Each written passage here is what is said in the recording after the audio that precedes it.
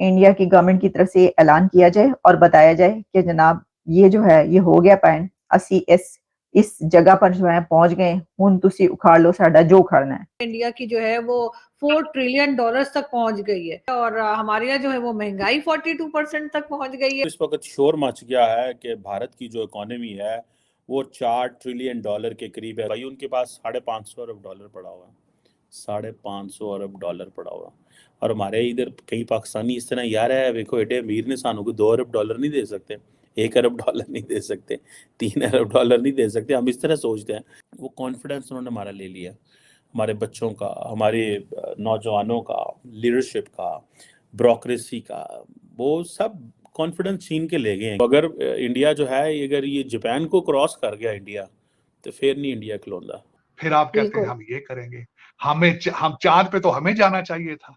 अरे हमारे फार्मूले इन्होंने चोरी कर लिए भारत में। वो खुदा ना लो, फार्मूला आपने बनाया ही नहीं। आप तो पहले दिन से फराडिए हो, 1948 से फराडिए बन के फिर सर वो कहते जा रहे हैं $2 बिलियन मांगा था अमेरिका से। सर नवाज शरीफ साहब अभी भी कहते जा रहे हैं कि उन्होंने सोचा था जो इकोनॉमी के फॉर्मूले हाँ, वो अरिस्टोटल थे, आइंस्टाइन के छोटे भाई हैं नवाज शरीफ साहब, जिनको सारी ख्वाब में आया। उन्होंने मुझे ख्वाब में आया था, मैंने इस तरह कर, अभी भी वो कहते हैं एटम बम मैंने बनाया। यार खुद आता ना लो।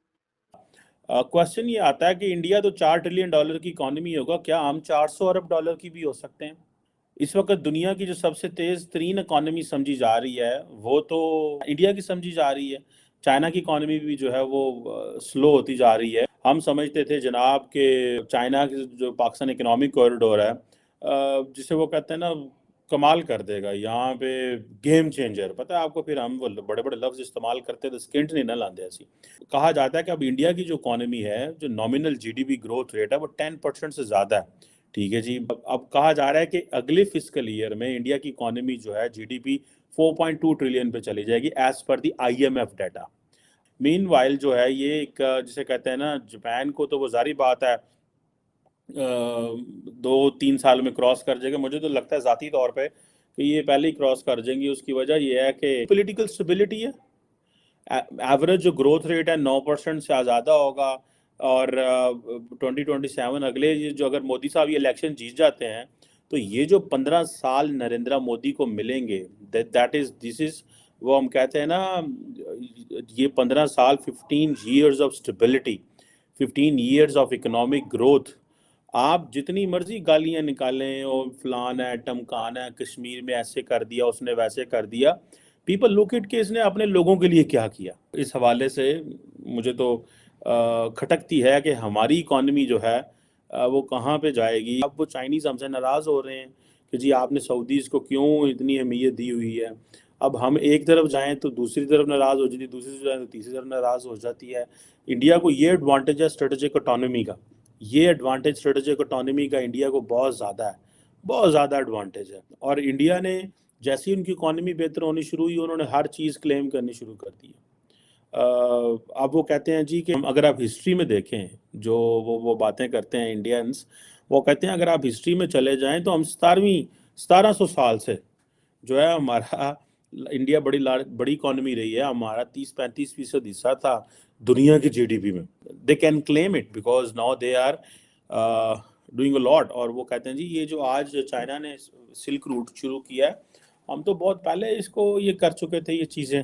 हमारे पास ये है कि हमारे पास ग्रोथ कोई नहीं होती। सन 1991 के बाद वो ऐसे उनकी तरक्की हुई है, ऐसे तरक्की हुई है इंडिया की, वो खलोते ही नहीं किधरे। ठीक है। और हम जो है कभी इधर डिक्टेटर आ रहा है, डिक्टेटर जा रहा है, क्या हो रहा है, क्या हो रहा है, क्या नहीं हो रहा। तो हम इन चीज़ों में फंसे रहे। मलेशिया को ले लें, इंडोनेशिया को ले लें, सऊदी अरेबिया को ले लें, यूएई को ले लें, ये 4 तो बड़े इस्लामिक कंट्री हैं जो हमारे हम बड़े जिनके बनते थे लीडर, वो चारों तो इंडिया के बड़े ट्रेडिंग पार्टनर हैं। चाइना आपका बड़ा यार है लेकिन सेकेंड लार्जेस्ट बड़ा ट्रेडिंग पार्टनर है, $125 अरब की ट्रेड है। अमेरिका की $191-92 अरब की ट्रेड है। सऊदी अरेबिया $50-51 अरब की बायलैटरल ट्रेड है। यूएई की वो अगले कुछ सालों में $100 अरब ट्रेड होने जा रही है। एंड देन रशिया के साथ अभी उन्होंने कुछ $40-42 अरब का उन्होंने तेल लिया। Germany, Hong Kong. अब आप इमेजिन करें ना किस तरह वो 10 ये जो बड़े मुल्क हैं उनके ये बड़े ट्रेडिंग पार्टनर हैं। कुछ $550 अरब से ज़्यादा उनके पास फॉरेन एक्सचेंज रिजर्व पड़ा है, हमारे पास 6-7-8 अरब है। सो ये चीज़ें जो हैं वो उनको बड़ा इस चीज़ का एडवांटेज है भाई, उनके पास $550 अरब पड़ा हुआ है, $550 अरब पड़ा हुआ। और हमारे इधर कई पाकिस्तानी इस तरह यार है, देखो एडे अमीर ने सानू को $2 अरब नहीं दे सकते, $1 अरब नहीं दे सकते, $3 अरब नहीं दे सकते, हम इस तरह सोचते हैं। कॉन्फिडेंस, वो कॉन्फिडेंस उन्होंने हमारा ले लिया, हमारे बच्चों का, हमारे नौजवानों का, लीडरशिप का, ब्रोक्रेसी का, वो सब कॉन्फिडेंस छीन के ले गए हैं। इंडिया की गवर्नमेंट की तरफ से ये कई मर्तबा, उनके प्राइम मिनिस्टर नरेंद्र मोदी साहब की तरफ से कई मर्तबा ये बात की गई कि हम ये अचीव करके दिखाएंगे और बहुत जल्दी हम ये टारगेट अचीव कर लेंगे। बल्कि जो गौतम अडानी साहब हैं उनकी तरफ से ट्वीट किया गया और कुछ और मिनिस्टर्स हैं इंडिया के, उनकी तरफ से भी सोशल मीडिया पर ये बात लिखी गई और उनकी तरफ से ये कंफर्मेशन मिली।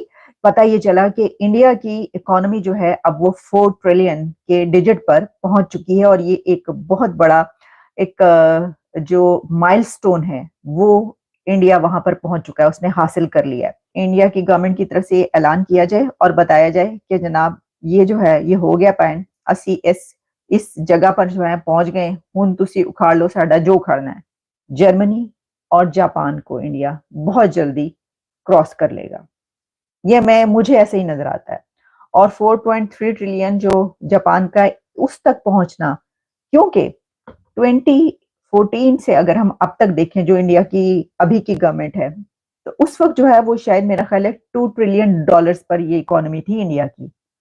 तो अगर वो इन सालों में 2 ट्रिलियन उसके अंदर जमा करके 4 ट्रिलियन पर आ सकते हैं। जहां एक तरफ पूरी दुनिया में आर्थिक मंदी का दौर चल रहा है, ब्रिटेन जैसी इकोनॉमी नेगेटिव ग्रोथ दिखा रही है। रशिया यूक्रेन वॉर के दौरान रशिया और यूक्रेन की भी इकोनॉमी बहुत ही बुरी तरह से सफ़र कर रही है। वहीं अब नया इसराइल गाज़ा जो कॉन्फ्लिक्ट स्टार्ट हुआ है, इससे भी दुनिया भर की इकोनॉमीज़ में फ़र्क पड़ेगा। लेकिन भारत एक ऐसी इकोनॉमी है जो इन सारी चीज़ें से इम्यून है, और ना सिर्फ इम्यून है, पूरी तेज़ी से ग्रोथ रेट दिखा रही है।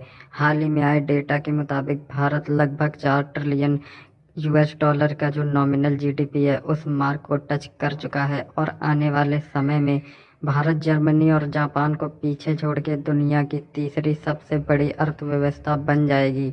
इस समय भारत की जो ग्रोथ रेट है वो दुनिया में सबसे तेज है, और भारत से पीछे चाइना है। लेकिन भारत और चाइना के बीच में डिफरेंस ये है कि एक तरफ जहां भारत बहुत तेज़ी से ग्रो कर रहा है, वहीं चाइना की जो ग्रोथ रेट है वो स्लोली एंड ग्रेजुअली धीमी हो रही है, जो कि एक खतरनाक साइन है चाइनीज़ इकोनॉमी के लिए। और दुनिया भर में सिर्फ भारत अकेली ऐसी मेजर इकोनॉमी है जो इतनी तेज़ी से ग्रो हो रही है, और इसी वजह से आने वाले समय में भारत में बहुत ही बड़े अमाउंट में FDI आएगा और इन्वेस्टमेंट बढ़ेगी, जिसका फ़र्क आपको शेयर मार्केट और तमाम दूसरी जगह साफ देखने को मिल सकता है। और ये भारत की इकोनॉमी के लिए एक बहुत ही ज़्यादा हेल्दी सिग्नेचर है। इस पर पाकिस्तानी मीडिया का ऐसा कहना है कि भारत एक तरफ जहां $4 ट्रिलियन की इकोनॉमी पहुंच चुका है, वहीं हम अगर 400 बिलियन भी पहुंच जाए तो बहुत बड़ी बात होगी। लेकिन ऐसा दूर दूर तक कोई भी चांस नज़र नहीं आ रहा है कि आने वाले कुछ सालों में पाकिस्तान की स्थिति सुधरेगी।